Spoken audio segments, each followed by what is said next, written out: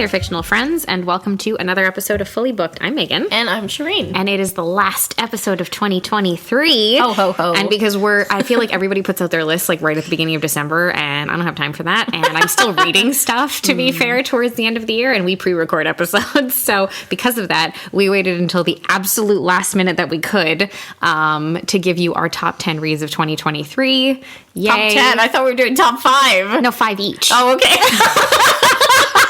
Don't panic. I'm like, I didn't read enough to give She's you like, 10. I didn't even read enough to give you 10 fucking books, guys. God.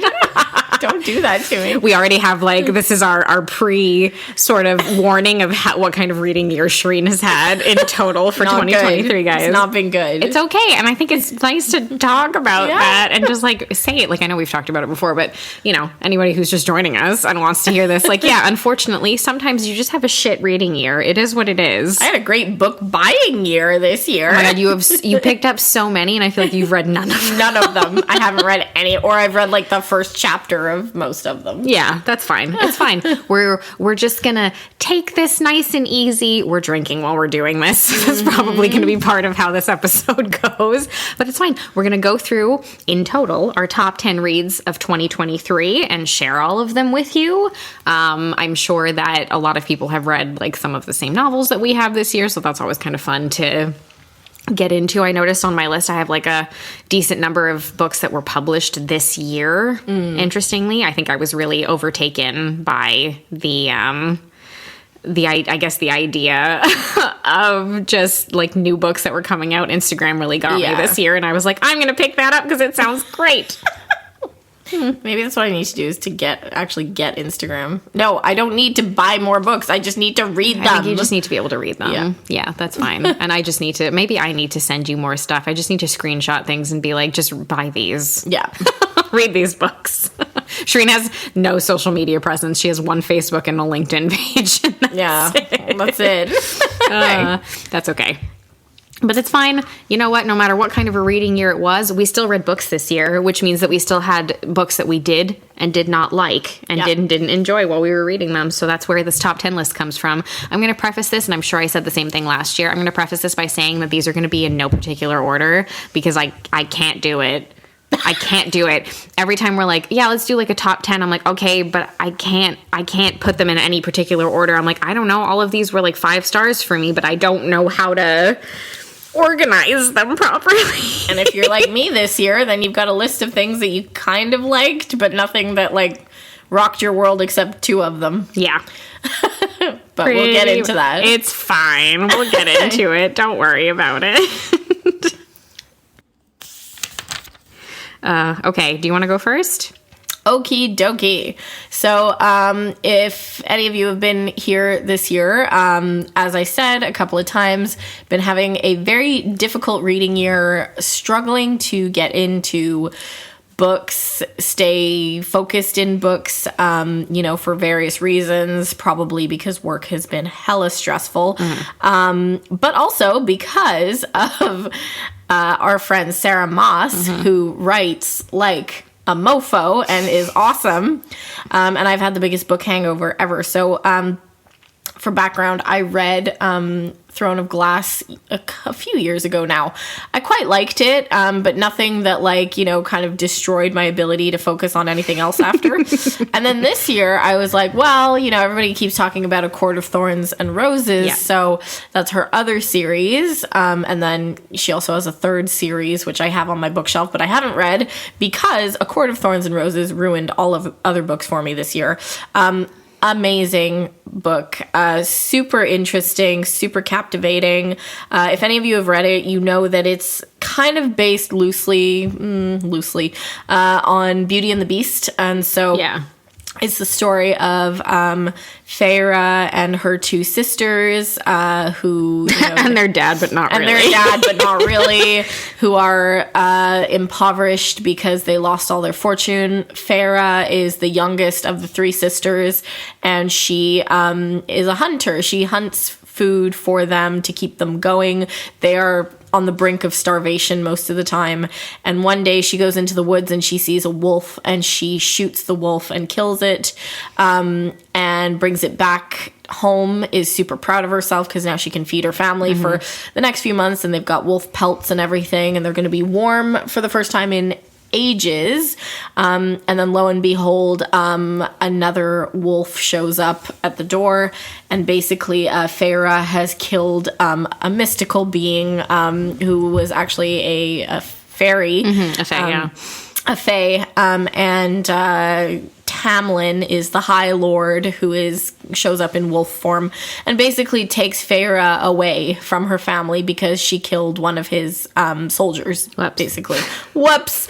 So this is in like a mystical world where the Fae world is just kind of over the wall, I guess, like over the little partition that they have. Yeah, no, there is definitely that. I feel, isn't there a physical wall? I think there's a physical wall. Yeah. So Tamlin takes her across. He's one of the High Lords of, he's the Lord of the Spring Court? See. Yeah. Yes. And so basically there's been a curse that's been put on them by this evil witch, Amarantha, who is sitting under the mountain and is ruling all the courts, basically.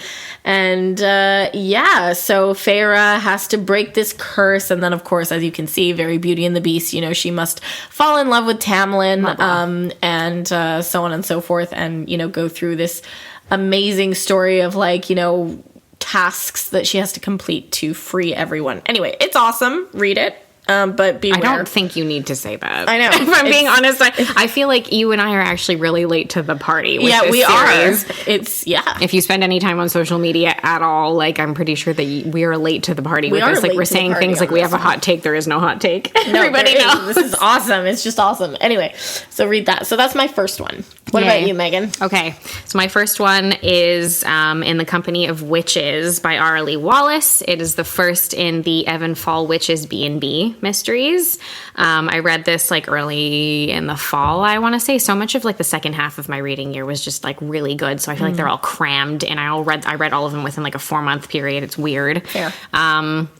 Anyway, this is the first novel. This one kind of blew up a little bit on social media this year because I saw it in a bunch of different places.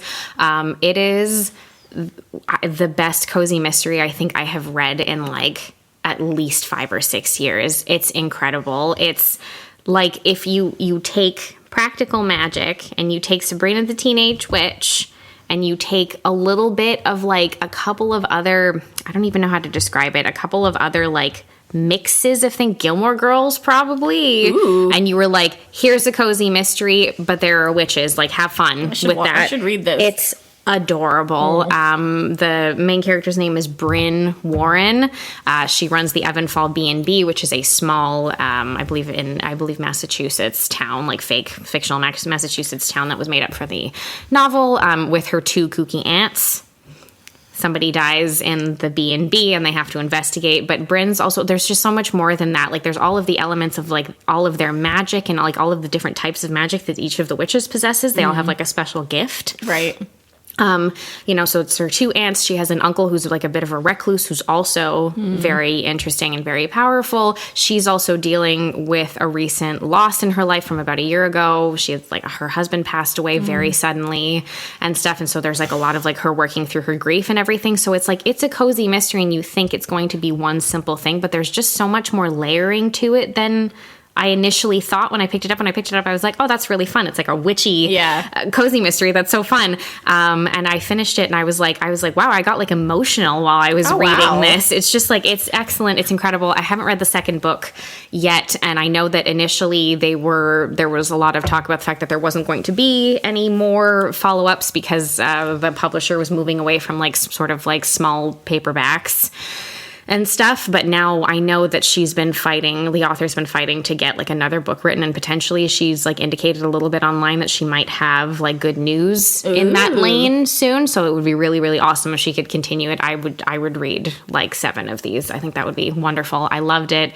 It was so cozy and nice. I loved the characters. Just, keep them coming if you can. And for you to say that you would read 7 of them, you're not a big series kind of gal. No, so just forever, that would be great. That's awesome.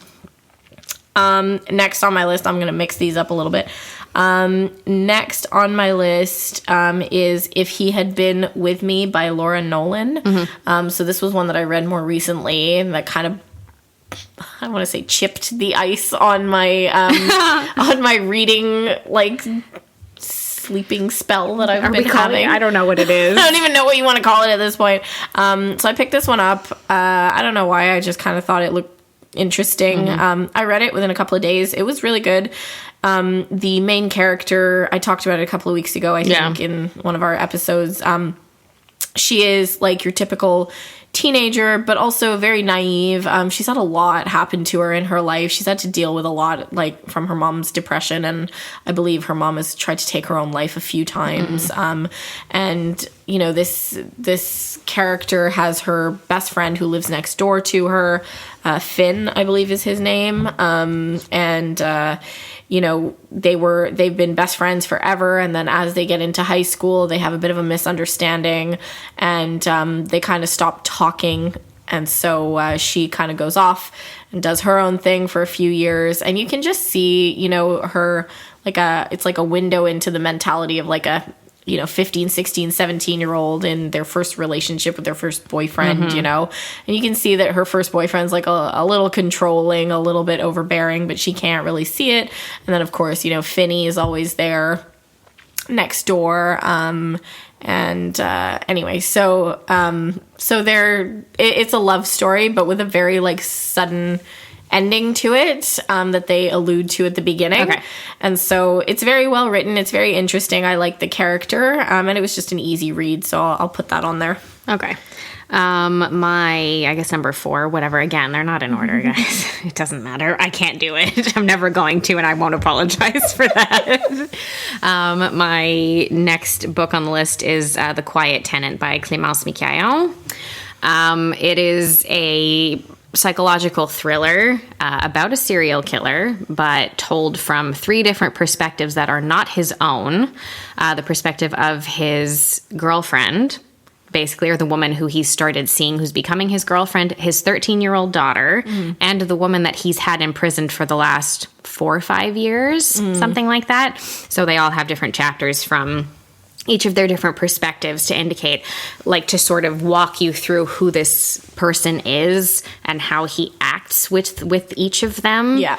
Basically, at any given time, I wouldn't want to give too much away about it. Like, it was, like, genuinely, like, a little bit scary to read because, like, wow, yikes. But there was something very sort of raw and real about it. The writing was excellent. The characters were really, really good. And it's just a really interesting take on something like a serial killer, but told from sort of different perspectives. And I really like obviously the dichotomy of, like, you know, the male serial killer, but through the gaze of 3 different women. Right. And how they view the way that he is and the things that he chooses to do. It's interesting to see. And it's kind of I don't know, it opens up, like, I guess even like a broader topic of, like, ignore the murderer aspect of things, obviously, because this is like an extreme, but a broader sort of topic or chat about how a man can act very differently with different women. Right. You know, and like that's something you see, like, with a lot of women will say, like, you know, the difference, I think most of us have experienced this at some point or another. The difference is with, like, a straight man, how he will act with you, whether he's, like, if he's attracted to you, but how a man will act if he's not attracted to you. It's true, yeah. And those can be very, very different depending on the people that you're coming across. And I think as a woman, a lot of us can relate to things like that and have experienced, at least to a certain extent, things like that. So it's an interesting sort of dichotomy, an interesting kind of, like, psychological look into something like that. And I really, just the way, I don't know, like, even when the characters are making bad decisions, you're just kind of right there with them because it feels so real. Right. While you're going through the story. So I really, really liked it. Interesting. Yeah. Next on my list, I said A Court of Thorns and Roses. There's also A Court of Mist and Fury, because I read the whole series in, like, the space of, like, a week and a half.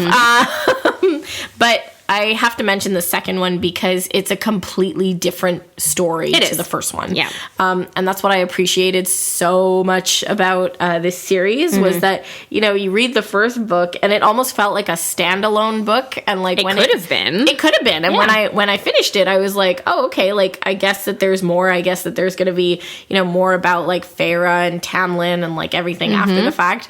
But this turns into this whole epic story that I did not see coming. It's true. And it's sort of one of those things where, like, when you start the book, you're like, what the hell is going on right now? And it's almost like from the jump, something is, like, very strange in the story, and the tone is completely different than it was in the first novel. So it's interesting to see it, like, take you through. Yeah, and you absolutely think that it's going in one direction. Oh, yeah. Like, even though it has a different tone, you're kind of like, oh, is this just going to be about these two working through their issues and stuff? Oh God, that would have been terrible. Well, that was my thought when I first started reading it. I was like, oh God, like we've completely ran out of ideas here. Like, but no, it's awesome, and that's why I'm still trying to get Meaghan to finish reading the last book. Yeah. Okay, so I've read the first two, and we're all cranky that I haven't read more of them. You know what? Those deep, dark, it's fucking freezing outside winter months are coming. Yeah, you can have one of those. I will have time. I can probably pick up book 3, and actually it will make sense because I'll be like, well, I'm inside anyway, so this is 600 pages. That's fine. No problem. It's true. Yeah. But definitely worth mentioning because it's like completely a different story, and it kind of kicks off the rest of what's happening in this series. Mm-hmm. So, yeah. Okay. My next pick is Never Whistle at Night, which is a dark fiction anthology written by all Indigenous authors. So it's a collection of short stories written by Indigenous authors from all over North America. Just mostly based within the folklore of their particular backgrounds. Generally speaking, a lot of them took a ton of inspiration from that or from different aspects of their own folklore and turned them into stories. Some of them are more period, some of them aren't. Most of them are more modern from what I remember. Some of them are, I guess, a little like some of them are more linear or less linear depending on the author's perspective on things. Some of them were very disturbing to read.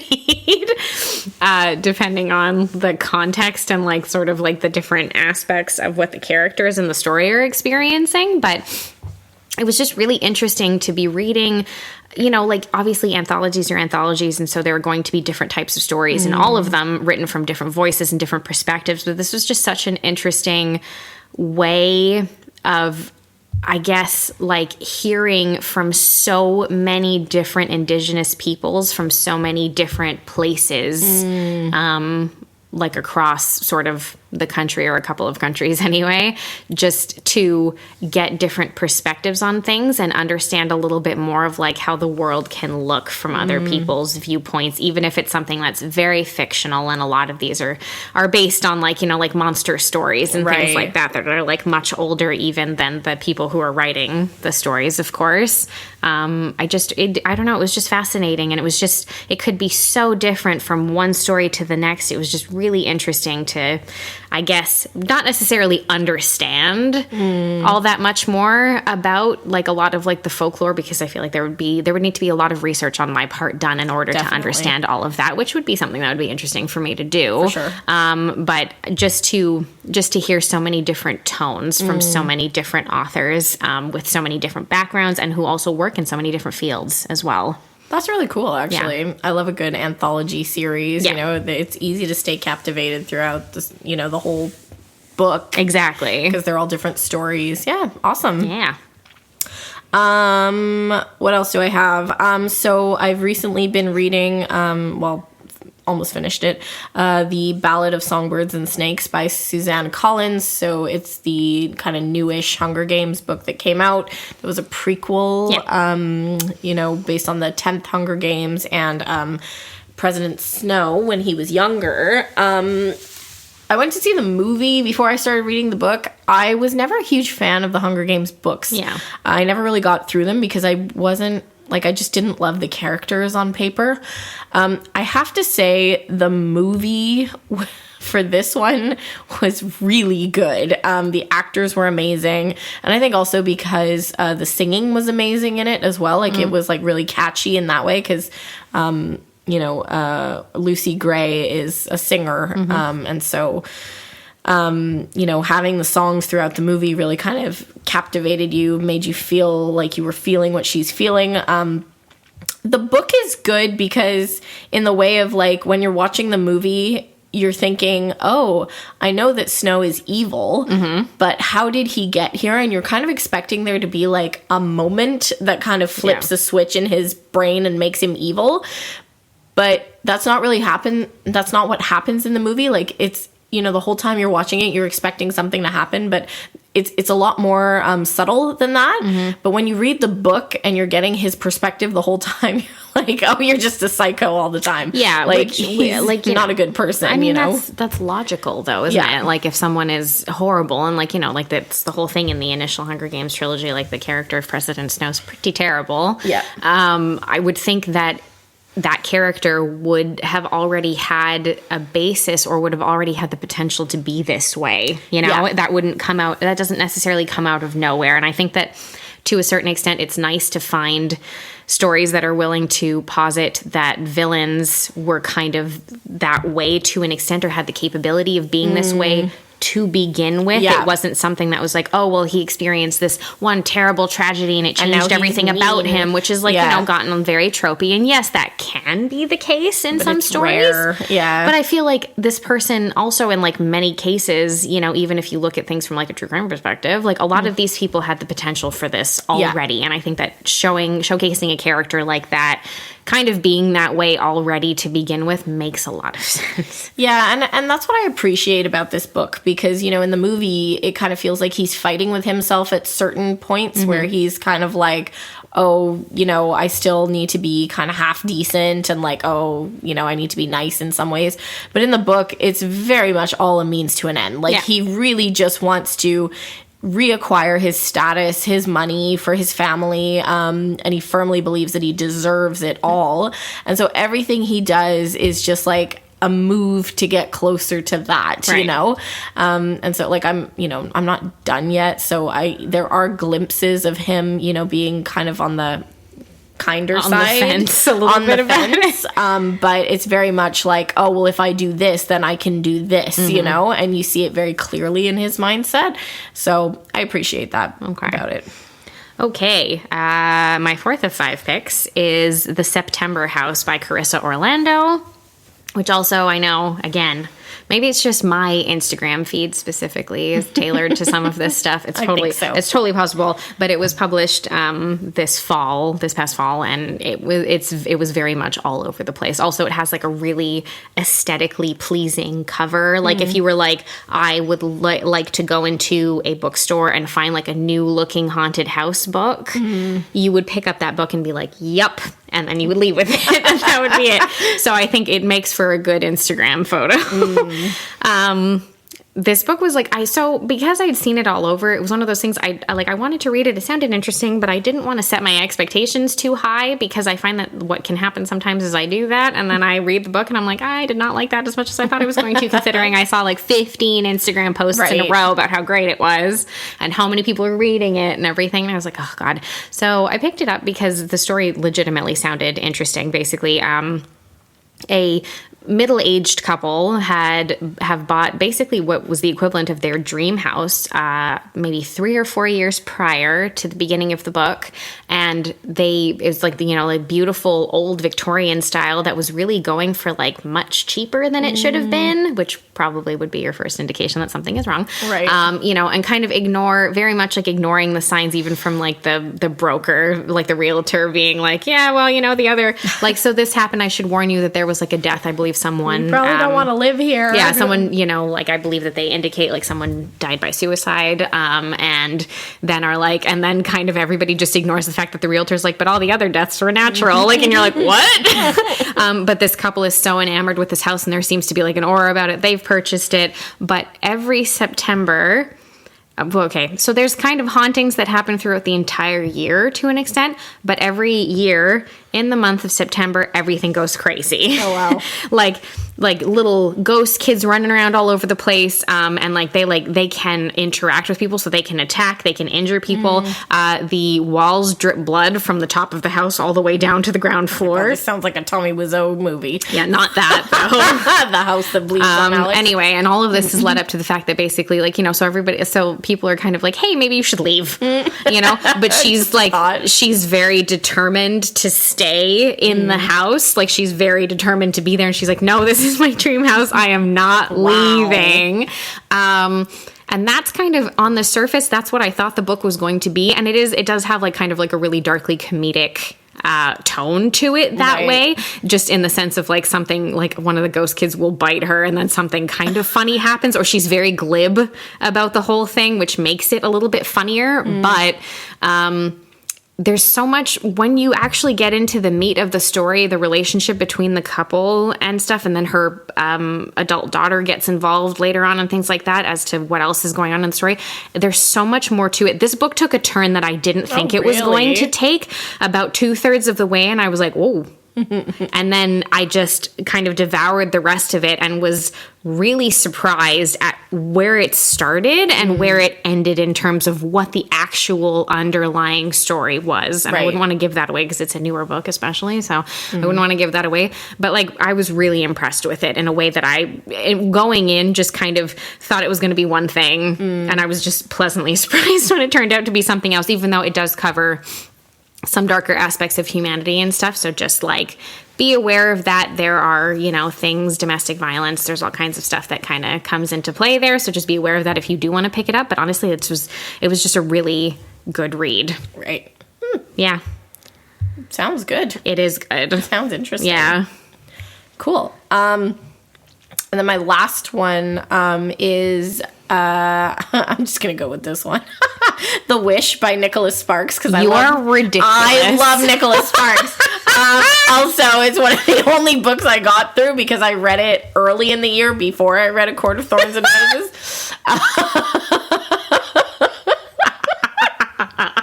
Oh my god. So, is it great? No. Are any of his books wonderful? No. Do I read them anyway? Absolutely. Shirin's just glutton for punishment, guys. Really, there's like a masochistic undertone to every book that she picks up. Well, I am also currently reading My Life with the Walter Boys, which is like just terrible. Oh, it's man. Just awful. I started that show and I don't know if I'm going to get all the way through it. The book is like even worse because like Jackie's a whole like horn dog. Ew. Well, she's like looking at all of them like, look at those abs, and I'm like, girl, you live with them anyway.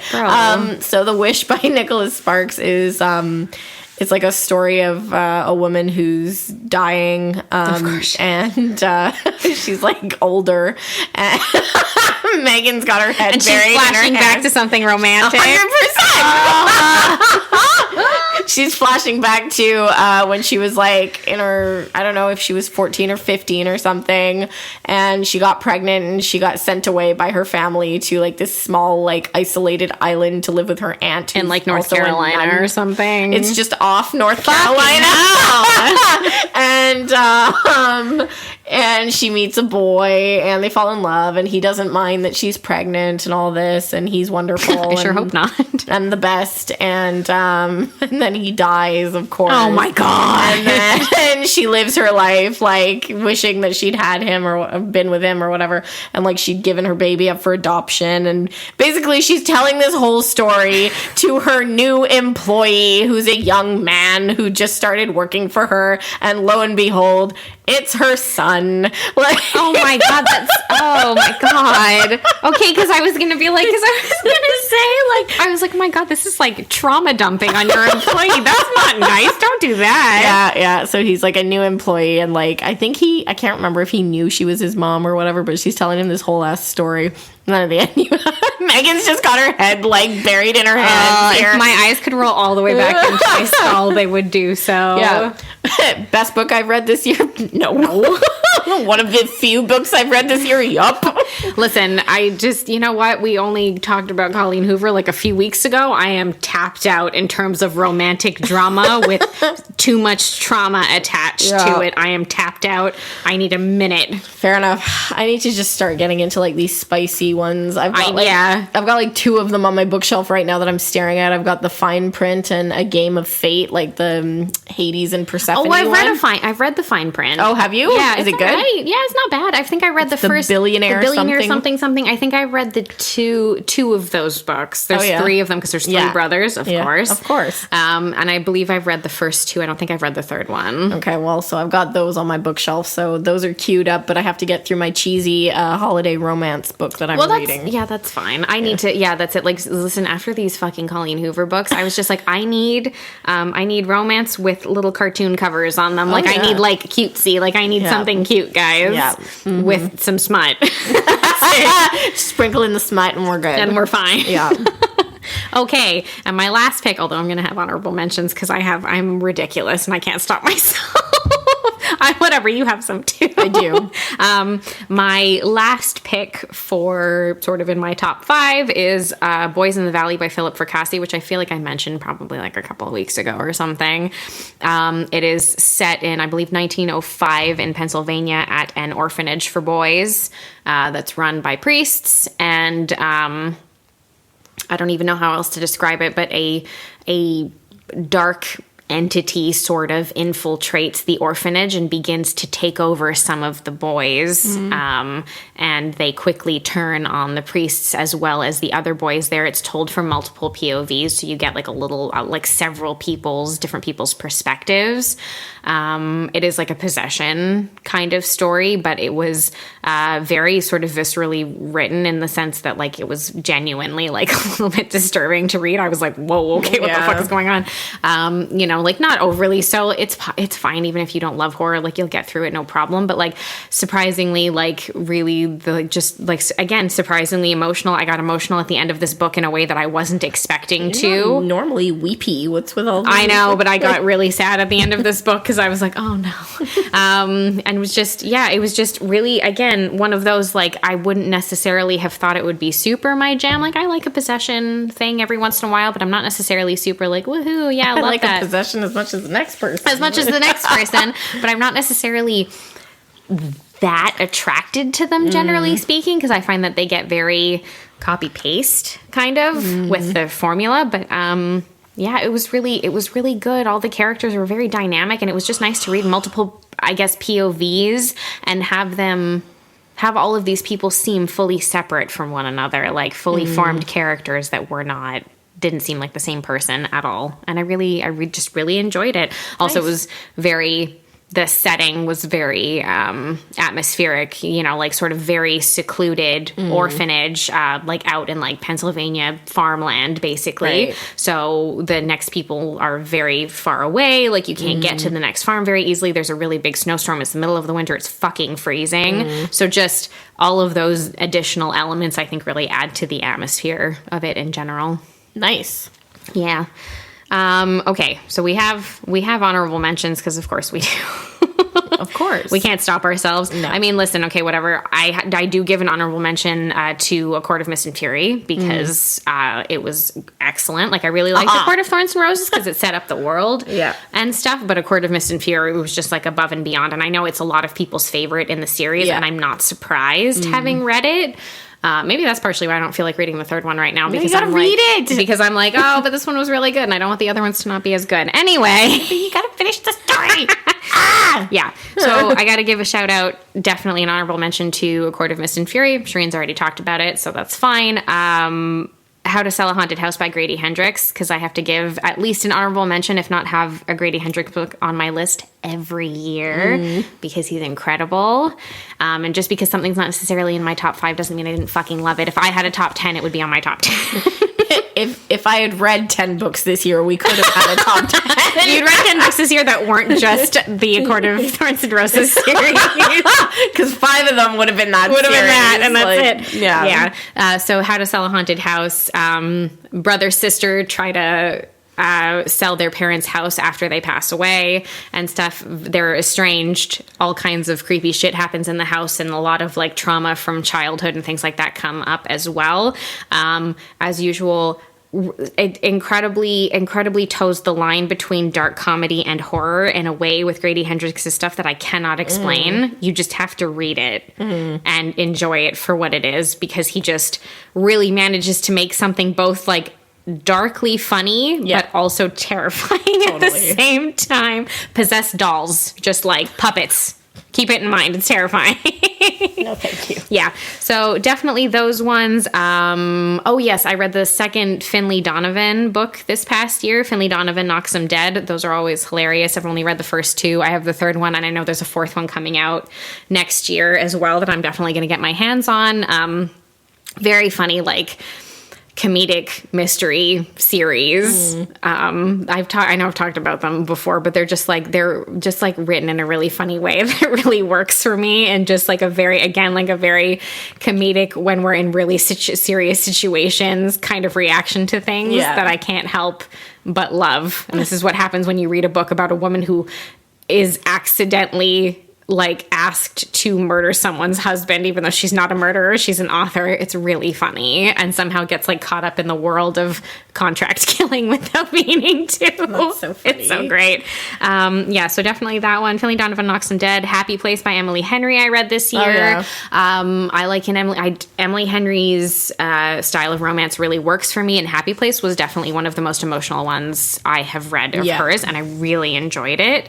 The Only One Left by Riley Sager, very gothic, haunted house. Love a Riley Sager book. Very psychological, generally speaking, and also really, really good. I really enjoyed it. You can't go through all of them. I know, I'm sorry. I'm looking at your list here. That's my last one. My last one is Such Sharp Teeth by Rachel Harrison, which is the werewolf novel that I read this year. Oh, you love a good werewolf. Very much about sisterhood and everything. And again, it like wasn't exactly the book that I was expecting it to be, and wasn't like so cookie cutter about it. Loved it. Great. Those are all of my honorable mentions. She's like scrolling down a massive list, and I'm like, no. It's my Goodreads list. My honorable mentions, there's the Inheritance games that started off really well with the first book. I can't remember. I didn't read the first book this year, but I did read, I think, the second one this year. All right, yeah. And the third one. So I read the second one, and then I did read the third one. They were good, but I felt that, there was like a lot of kind of similarities between each of the books, like kind of similar like structure. Yeah, it's one of those things sometimes where you read the first one and you really like it because it's really fun and new, but then it's like, unfortunately, when that fun and new premise is repeated over and over again, you're like, no. Yeah, and that's kind of what happens a lot of the time with like young adult fiction series. So it was good. It's the story of, a girl who gets called one day, and she's been given a massive fortune by like a billionaire, and he's got like, a bunch of sons and stuff, and they were supposed to get the inheritance, but his grandsons, and the man is all into like puzzles and riddles and like that kind of thing. So they have to solve a bunch of puzzles to figure out why she was chosen. And then, when you kind of think where the story's going in one direction, it doesn't really quite end up there, and you're like, oh, okay. So interesting in that way. Other honorable mentions, I know we just trashed it on another episode, Colleen Hoover. I'm gonna give a shout out to all your perfects, because it was stop it, you, because it was good enough to like really make me think and stick with me, like as I said in the episode, that it's an insight into, a person's mind when they're going through a really difficult time like this, and it's not something that's not unknown of. So I think it would be a story that a lot of women would resonate with if they read it, who have maybe gone through a very similar situation. So, and also, people love Coho, Meaghan. I hope they wouldn't resonate with the infidelity of it. Fuck that guy. Oh, honestly, I know, but her male main characters make me want to punch someone in the face. Like, yep. And then, of course, finally, A Court of Silver Flames. Go away. In a lot of the online forums, I noticed that a lot of people, they don't even read A Court of Silver Flames, because just for anybody who hasn't read this series, which is not many people out there, the first three are like all the same story, kind of building off each other. The fourth one is like a novella. It's like kind of like a Christmas episode of the story. Oh, it's like a Doctor Who special. Yeah, it's like a Christmas special of the series because it's quite small. And then the is it the fifth one? Yeah, A Court of Silver Flames is the one that a lot of people, they tend to not bother reading because it's from A different perspective. Yeah, it's from the perspective of Nesta, who's Feyre's oldest sister. I really liked it because I think that Nesta is a very complicated character. Yeah. And I think she comes off as like really bitchy and just like kind of like a throwaway character to begin with. You don't really pay much attention to her. She just seems to be there to stir up conflict. Yeah, especially in the first book, I would say you're just kind of like, oh, fuck this character. And then, I don't know, in the second book, I find like you're given an insight into certain things and you're like, oh, okay. And you kind of become more interested by this character. Totally. And I don't know, like when you told me that one was from her perspective, I was like, oh, that's an interesting switch. I don't hate the idea of that. And what's great is that it continues the story in its own way. Like it kind of branches off into a different story. And I really appreciated what was done with this one because it put the spotlight on Nesta. Feyre didn't really get very much, screen time in this book. Does she need one after 4 Well, this is it. It's like, how many books do you need, girl? And so it was interesting to see like the evolution of Nesta's character overcoming, her issues with herself, which is what made her so awful to everyone, basically. And I mean, sorry. I just thinking of it again from the perspective, again, you're taking this from the person who's only read the first 2 books, but like as of book 2, there is an enemies to lovers romance for Nesta that's being set up already. I would think you would want to see that play out in its own book. Definitely. Yeah. And so like, I'm like, I don't know why people are like, oh, I don't get through the last one. I'm like, excuse me. why? We like a little bit of Cassian. Like, thank you. So anyways, shout out to that one. So if you're on those forums and you haven't read that book, I really recommend that you do. Like, give it a shot because hey, we don't get many of these. So no, that's it. So you may as well, just enjoy it while it happens. I think that's it. I kind of, to a certain extent, I think it's great that we've been able to talk about sort of the types of reading years that we've had. That's cool because it's okay sometimes. Like, look, my 2022 reading year, shit. Garbage. 2023, awful for me. It was, exactly. So I think that it's good sometimes for people to know, like, sometimes, or you go through periods of time where you just, like, you're in, like, a huge book hangover, or you just can't read, you don't have the motivation for it, you've got other stuff going on. It can be really difficult. And then sometimes you have a really great reading year. Like, if I think about it, I think my 2022 reading list, I think I got to, 45 books or something in the year. My 2023, I stopped counting after 110. Jesus Christ, girl. It's just You're like one a machine. It's just one of those years where this is what's happened. And I don't think that every year will be like this, but at the same time, I can appreciate that, there's some nuance to it. Sometimes things just go better than others. The year didn't start off incredibly, but when it picked up, it really picked up. So nice. Exactly. And here's hoping that 2024 will be a really good reading year for you. You'll be able to get back into a few things. I got enough of them on my shelf here. So many. So many. So many. And you've got, stuff coming your way because Santa's bringing you some Santa. I'd make a really cute Santa. Anyway.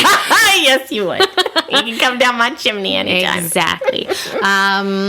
On another note, though, thank you so much for, having joined us for any episodes that you've joined us for this year. We really, really appreciate it. Because without you, what would we be doing here?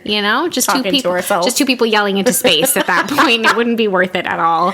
But we really, really appreciate any support that you guys have given us. Thank you so much for that. And I know that we're not exactly, we're just 2 people sitting here talking about books and movies and things like that. And I know that this year in particular has been pretty hard for a lot of people around the world, but I do hope that if you're listening wherever you are, you're having a safe and happy month of December, and you're healthy and everything is going as well as it possibly can be for you. And if not, then I'm really hoping that 2024 might help kind of turn some of that around for you, no matter what it is that you might be experiencing. We all go through different things at different times, whether they be small or large issues. So, and hopefully, if nothing else, you still find a little bit of an escape in terms of reading and what that can, do for you and stuff. And if you're just getting into it, great. If you're somebody who's been reading for years and years, that's awesome. But hopefully that can be something that's at least a little bit of a respite. Sometimes I think we all need that from sort of like the day-to-day craziness of everything that goes on in the world. But yeah, I mean, Happy New Year to everybody who's listening. And hey, until 2024, guys, keep on reading. Thanks, everyone.